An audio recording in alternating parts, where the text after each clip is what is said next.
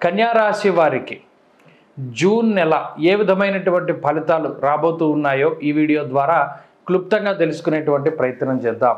ముఖ్యంగా జూన్ నెలలో కన్యా రాశి వారికి ఉండేటువంటి గ్రహస్థితిని పరిశీలన చేస్తే షష్ఠ స్థానమందు శనేశ్వరుడు, సప్తమ స్థానమందు రాహువు, అష్టమ స్థానమందు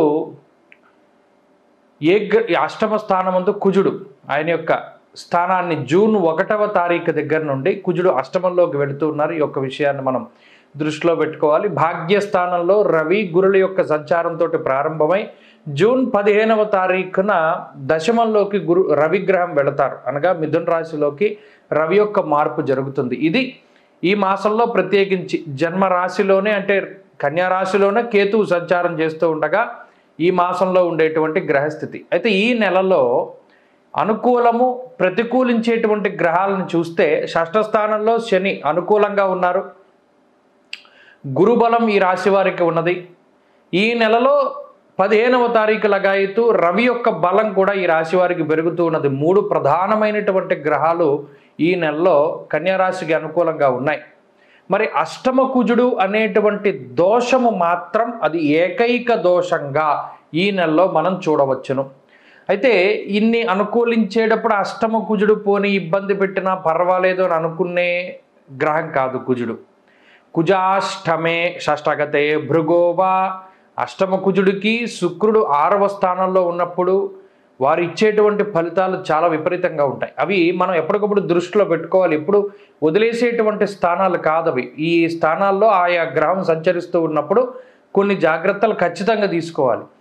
మీరు అనుకున్నది కరెక్టే, మిగతా గ్రహాలు కొంత అనుకూలంగా ఉన్నప్పుడు కొన్ని ఓవర్కమ్ అవుతాయి. కానీ కుజుడు శుక్రుడి దగ్గర చాలా జాగ్రత్తగా ఉండాలి మనం. ఎందుకంటే ఇదంతా కాలస్వరూపమే జ్యోతిష్యం అన్నది. సరే, ఏ మాదిరిగా మనం జాగ్రత్తగా ఉండాలండి అనేటువంటి విషయాలను మనం పరిశీలన చేస్తే ప్రధానంగా ఆర్థిక పరిస్థితులు.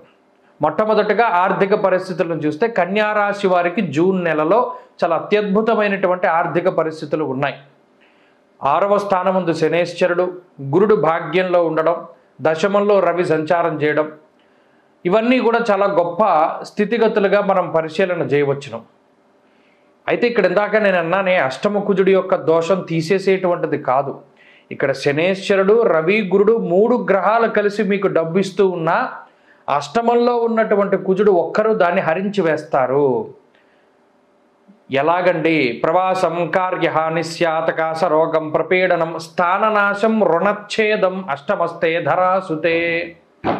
అష్టమ స్థానంలో ఉన్నటువంటి కుజుడు స్థాననాశం రుణచ్ఛేద అన్నారు. అనగా ఇన్ని గ్రహాలు ఆదాయాన్ని ఇస్తూ ఉన్న కుజుడు మాత్రం అప్పులు చేసేటువంటి విధంగా ఆయన ఈ గ్రహస్థితిని నడుపుతూ ఉంటారట.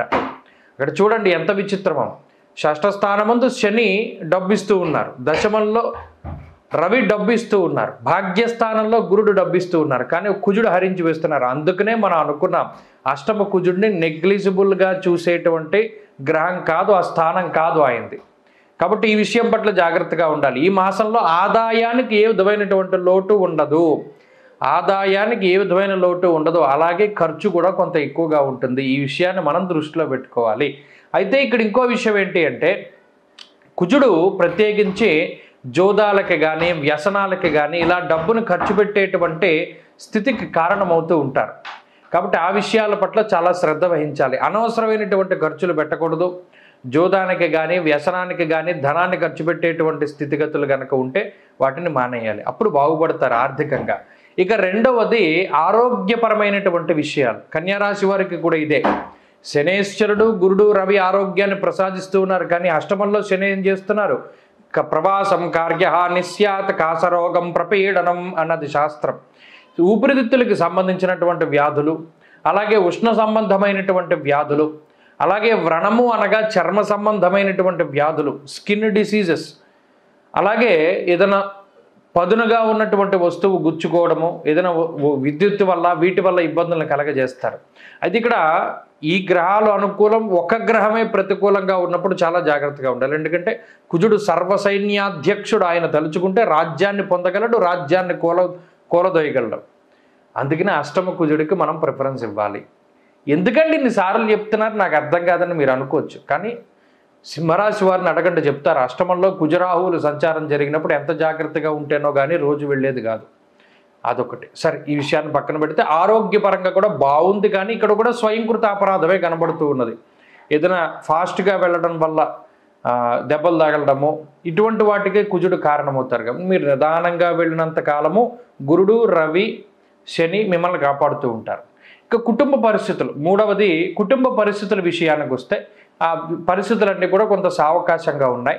అయితే ఈ కుజుడు లేదా రాహు యొక్క స్థితిగతుల వల్ల కోపం పెరిగిపోతూ ఉంటుంది కన్యా రాశి వారికి.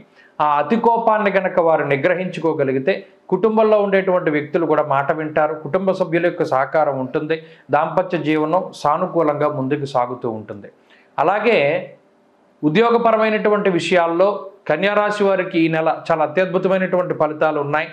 ఉద్యోగ పరిస్థితులు చాలా బాగున్నాయి. ఉద్యోగంలో ప్రమోషన్లు కానీ, ఆశించినటువంటి చోటికి ట్రాన్స్ఫర్లు కానీ, బదిలీలు లేదా బోనస్లు, ఇంక్రిమెంట్లు, గుర్తింపు, ఇటువంటి విషయాల్లో చాలా మంచి ఫలితాలు కనబడుతూ ఉన్నాయి. కొత్త ఉద్యోగం కోసం చేసేటువంటి ప్రయత్నాలు కూడా మంచి ఫలితాలను ఇస్తాయి. ఇక వ్యాపార పరంగా కన్యారాశి వారికి చాలా బాగున్నది. వ్యాపార పరంగా లాభసాటిగా ముందుకు సాగగలుగుతూ ఉంటారు. అది భాగస్వామ్య వ్యాపారమైనా లేదా మామూలు వ్యాపారమైనా ఏదైనా సరే మంచి ఫలితాలు వీరికి సంప్రాప్తమవుతూ ఉంటాయి. ఇక చదువు పరంగా చూసుకున్నప్పుడు విద్యార్థులకి ఇది చాలా అత్యద్భుతమైనటువంటి శుభగ్రహస్థితిగా చెప్పవచ్చును. ఇక్కడ ఇండియాలో ఉన్నా లేదా విదేశాల్లో ఉన్నా ఎక్కడైనా సరే మంచి చదువు, మంచి ఉన్నతమైనటువంటి స్థితి, మంచి ఉద్యోగము, వీటన్నిటినీ కూడా పొందగలుగుతూ ఉంటారు. అలాగే ప్రత్యేకించి స్త్రీలకి ఉండేటువంటి గ్రహస్థితిని గమనిస్తే ఆరోగ్యపరంగానే కొంత ఇబ్బంది పెడతారు. అది కూడా కుజుడు, రాహు యొక్క ప్రభావమే కాబట్టి మిగతా గ్రహాల తాలూకు శుభ ఫలితాలు ఖచ్చితంగా వస్తూ ఉన్నాయి. ఇక వ్యవసాయము, ఎవరైతే భూమిని నమ్ముకుని జీవనాన్ని సాగిస్తూ ఉన్నారో వారు కొంత జాగ్రత్తగా ఆచితూచి వెయ్యాలి. పంటలు అనేటువంటివి మరీ ముఖ్యంగా వర్షాధారిత పంటల్ని వేయకుండా వర్షం తక్కువగా అవసరమయ్యేటువంటి పంటల్ని ఈ మాసంలో కనుక వేస్తూ ముందుకు సాగగలిగితే మంచి ఫలితాలు వస్తాయి. ఇంకా ఈ మాసంలో మంచి ఫలితాలను సాధించడానికి ఇందాక మనం చెప్పుకున్నట్టు అష్టమ కుజుని యొక్క దోషం తొలగింపజేసుకోవడానికై లక్ష్మీ నరసింహస్వామి వారి యొక్క ఆరాధన చాలా మంచిది. లక్ష్మీ నృసింహ కరావలంబ స్తోత్రం కానీ, మన్యుసూక్త పారాయణ అనగా మన్యుసూక్తము అనేటువంటి ఋగ్వేదాంతర్గత సూక్తం వినడము, మంగళవారం నాడు 14 ఆవృత్తులు మన్యుసూక్త పారాయణ చేయడం ద్వారా కూడా మంచి ఫలితాలను సాధించగలుగుతారు. అలాగే మంగళవారం ఎర్రటి పళ్ళు, కందిపప్పు దానం చేయండి, మంచి ఫలితాలు సంప్రాప్తమవుతాయి.